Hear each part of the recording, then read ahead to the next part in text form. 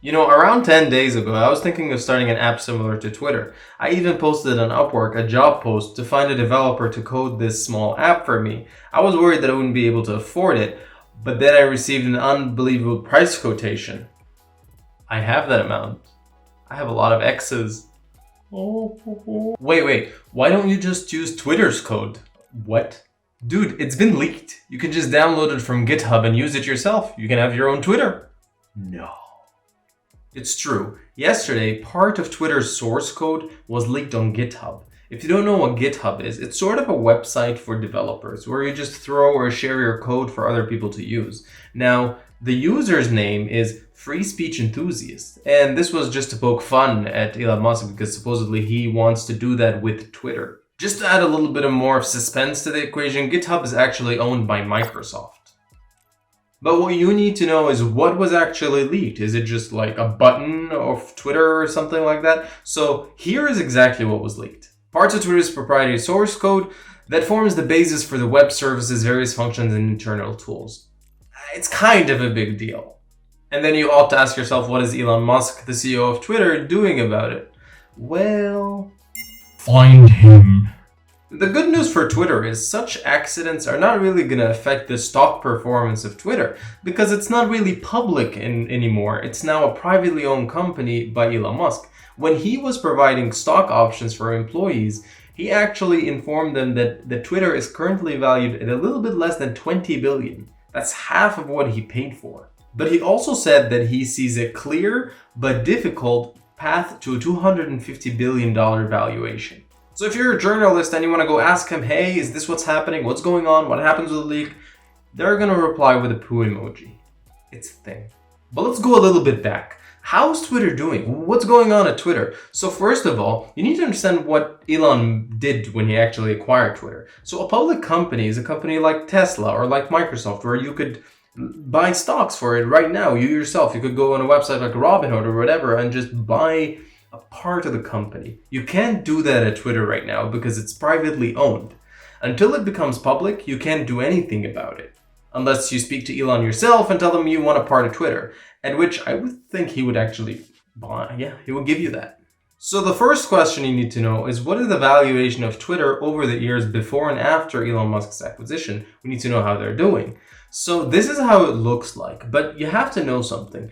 This last part is just because Elon purchased it at 40 billion. So for example, if I buy a document from you, I find a document that you wrote before and I buy it for $1 billion, so technically the valuation of it is $1 billion. Of course, even if it has nothing written on it. But that's just how the business world works. Add to the 40 billion, whatever he's doing right now, maybe he's adding more software, etc. This fluctuates by small amounts, but at the end of the day, the price of a business is what money is invested in it. That's just an overgeneralization of how it really is. A few other elements you need to know. So the headcount has been falling. Elon has just been laying off people he thinks that they're not really useful for Twitter as a company. Additionally, what really matters in such social media companies or apps is the user base. And this is how the user base is performing. It is not exceptional by any means, but Twitter has always been like that. It's not really surprising, and until this moment, he really didn't do anything that is surprising. Also, it's really too early to tell because such changes or evolution of companies takes actually years. Let's talk about what to expect here as some sort of a business analysis. So Elon Musk is rich. He's the world's richest man just because of Tesla. You have to really know that. And his performance in Twitter is not really doing Tesla any good whatsoever. But let me open your mind to one thing. Elon is made because of Tesla, yeah.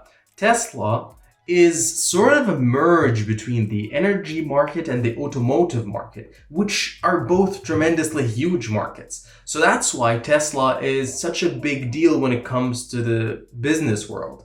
But when we talk about Twitter is in the social media market, which is extremely competitive with Meta, TikTok or ByteDance, the official company owning it, YouTube, LinkedIn, a lot of other companies, even Reddit is actually highly ranked or a little bit higher in ranking than Twitter when it comes to users at the moment.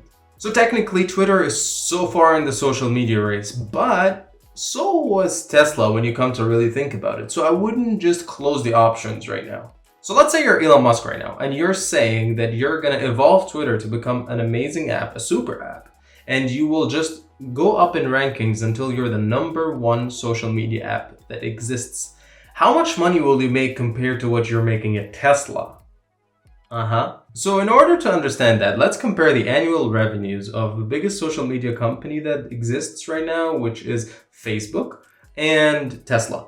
Facebook has made around 113 billion in 2022, while Tesla stands around 81 billion. So technically, if Elon does evolve Twitter into becoming similar to Facebook whatsoever, so he could actually double his net worth. The only problem with this is it doesn't really make that much of sense, because look around you. People are now using phones more than ever. It's becoming an unhealthy habit, and people just want to get out of it. Eventually, they're going to realize that this is too much. Not just that, Google, Apple, Samsung are all investing in an opposite direction.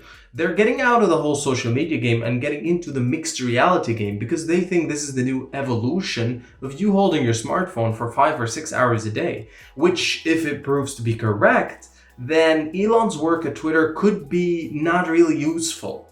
So what Twitter is doing right now is they're trying to gain users and companies in an outdated platform. Even their founder knows that. Jack Dorsey created Blue Sky, a decentralized alternative to Twitter. So that's where it is. Let me tell you what I think, and then you can tell me what you think in the comments. What I think is that there is a lot more drama coming up with this whole situation.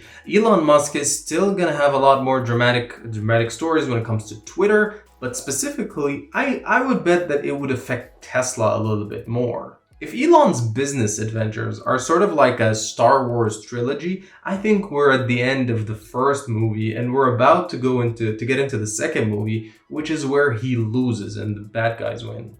Who are the bad guys in this situation?